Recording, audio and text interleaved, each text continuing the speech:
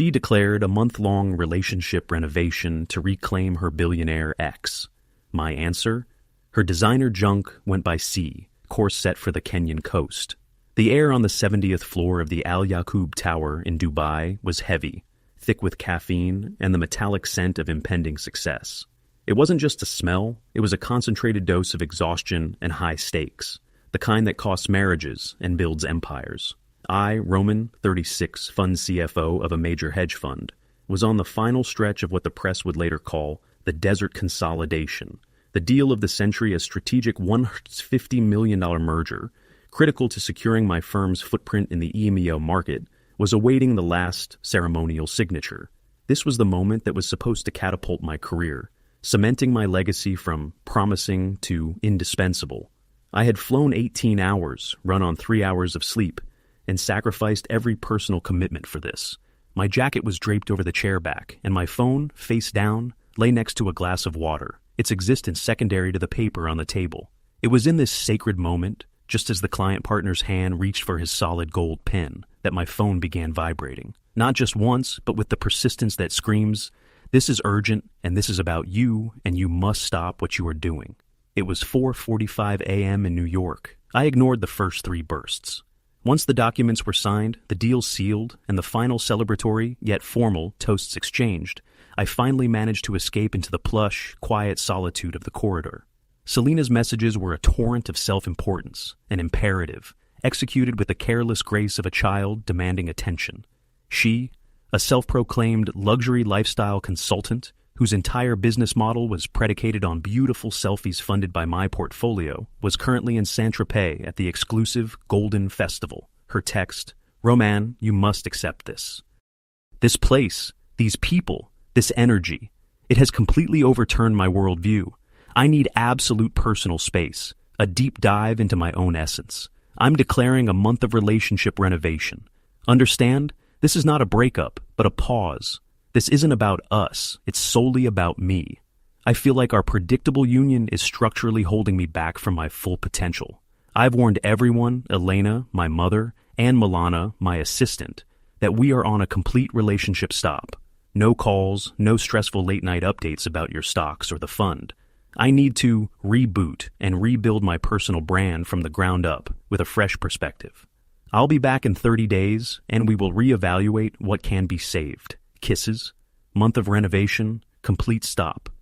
Holding her back, the sudden need to rebuild her brand next to whom? I didn't even need to Google it. She was at the festival where Victor Kronos, 42, the self-made magnate in eco-technology, a man who represented the kind of new money with a purpose she desperately craved, was the keynote speaker. He was her ex-patron from 5 years ago. This was not a renovation. It was a 30-day, all-expenses-paid audition. Selena gave herself a window to see if she could trade me, the reliable, boring, but deeply wealthy financier, for Kronos, whose super yacht, the eco-warrior, was likely moored right in the harbor next to the venue. I was expected to wait, indefinitely, as her backup plan. Emotions, the initial flash of hurt, betrayal, and rage, instantly gave way to cold, pure, mathematical logic. She placed her bet on me, being too weak to react. She decided our entire future was a flexible line item that could be turned on and off for convenience. I decided it was not. I typed a single word, perfectly dry, devoid of punctuation or capital letters, a reflection of my new emotional state.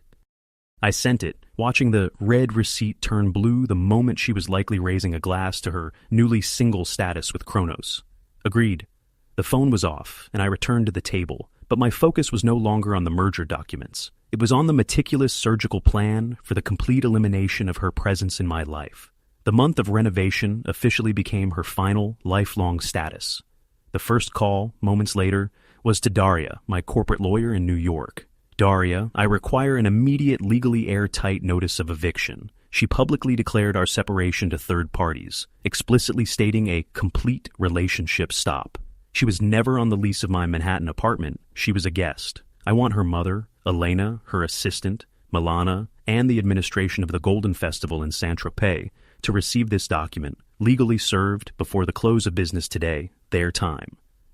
Daria was the apex predator I paid for. Her public statement, Roman, is a phenomenal legal gift. We interpret this as a documented, voluntary abandonment of tenancy status. We will file a notice to quit and serve it immediately. I guarantee the notice will be in all relevant inboxes, certified and time-stamped within hours. This closes the door on any claim of wrongful eviction. The second call to the elite security service of my high-rise complex. My apartment used an advanced biometric system. Immediately and permanently revoke all access linked to the name Selena, every single point of entry. The key fobs, the voice recognition profile, the personalized elevator code, and her dedicated garage access code. All access is to be disabled and purged from the system history. I did not negotiate the $12,800 fee for the emergency out-of-hours system reprogramming. Her physical path back into my life was now a sealed, unbreachable circuit board. Now for the belongings. Selena's identity was built on her possessions.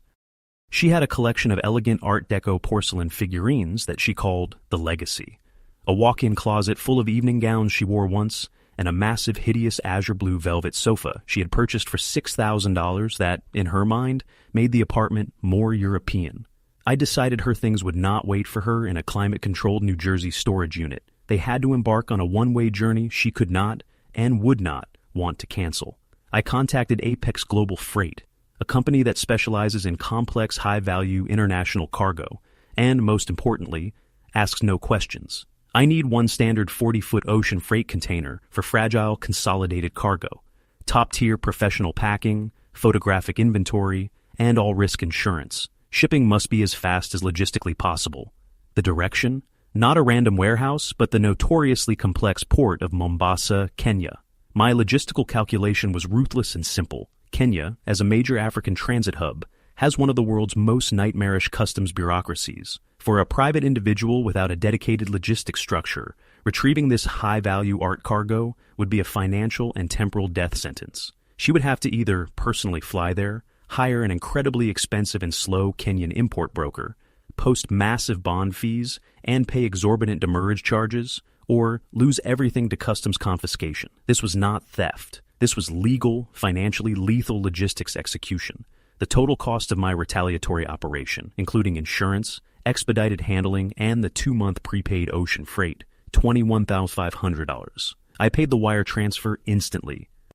I received from Apex Global Freight a detailed inventory list, high-resolution photographs of every single box, including her Art Deco figurines being wrapped in archival paper, her evening gowns in vacuum-sealed packs, and, most satisfyingly, the hideous velvet sofa being crated up, all sealed, and the final, non-negotiable bill of lading, container, APX 9877, final destination, Mombasa, Kenya. I forwarded this entire packet of documents to Daria. Send this to Selena on Saturday at exactly 9 p.m. Saint-Tropez time. That's the precise moment the main black tie auction, where Victor Kronos will be presenting his new environmental fund, begins. On Friday evening, after the Dubai deal had closed and the celebratory champagne had worn off, I landed back in New York. The apartment was deserted, cold, and utterly silent.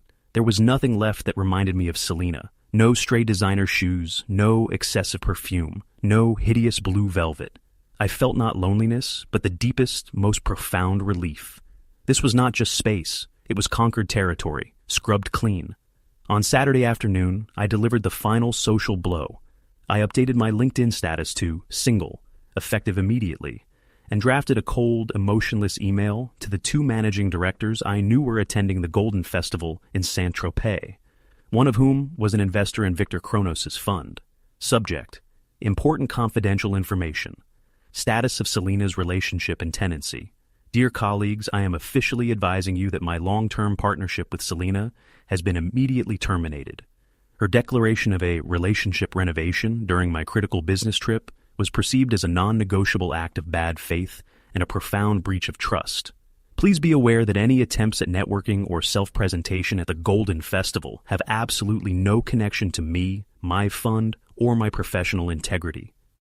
She is now acting strictly as a private individual whose right to residency in my New York property has been legally and formally terminated.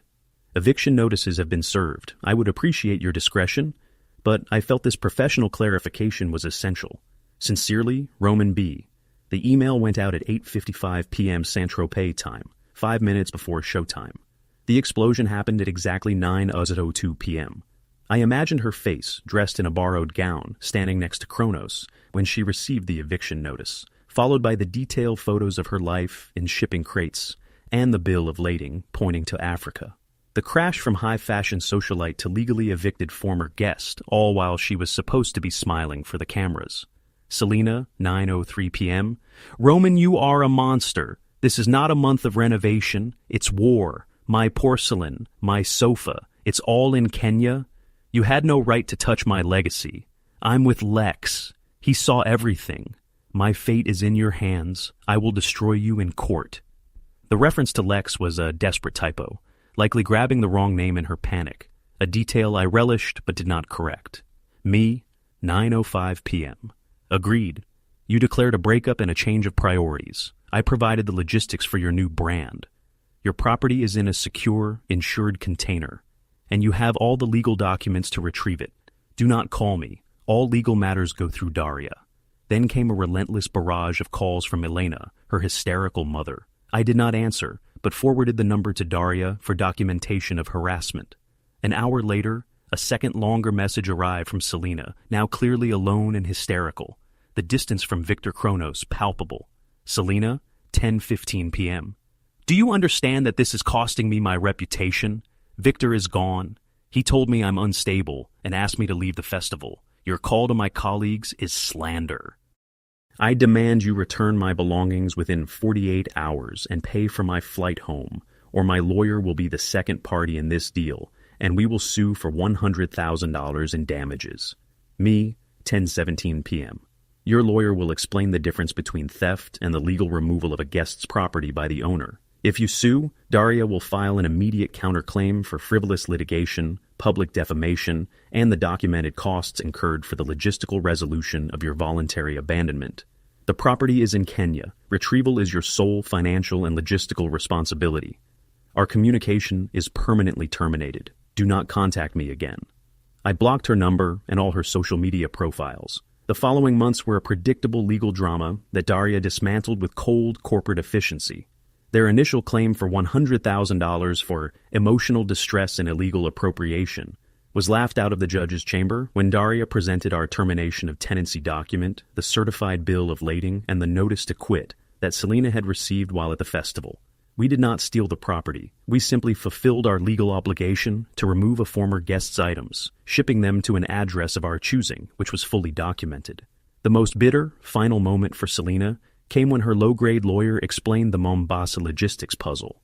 The cost of customs import bond, demurrage fees, daily storage in port, local clearance fees, hiring a reputable Kenyan broker, and the reverse ocean freight back to New York had ballooned to over $90,000, easily exceeding the actual depreciated market value of her entire collection by 4 times. Her legacy was lost not due to a theft, but due to her sheer debilitating financial and logistical inability to solve the massive problem created by her own hubris. The container was eventually declared abandoned and liquidated by the Kenyan Port Authority after 3 months. She made one last desperate attempt to breach the perimeter of my apartment building, trying the old key fob in a delusional haze, but the security system was unwavering. The cameras recorded her pathetic, hysterical screaming in front of the glass door. This recording became the indisputable evidence for obtaining a judicial restraining order.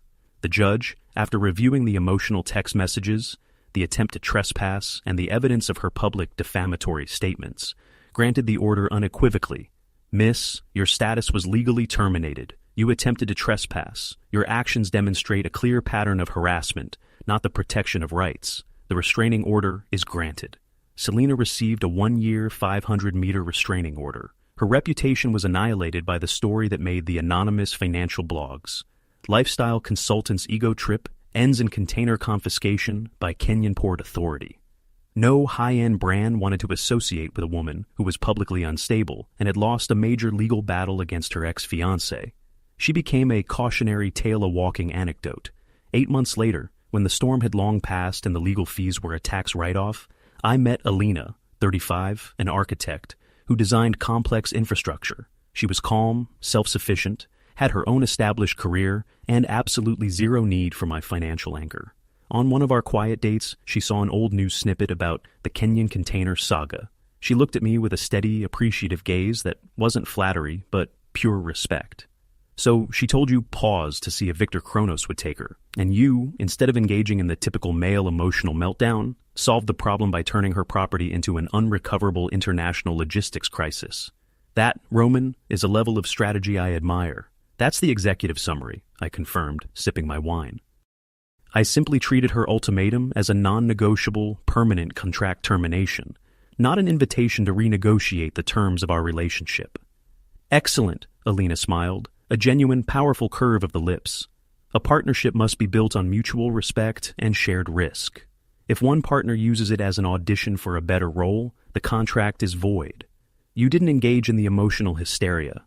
You simply issued the final, uncollectible bill for her month-long renovation.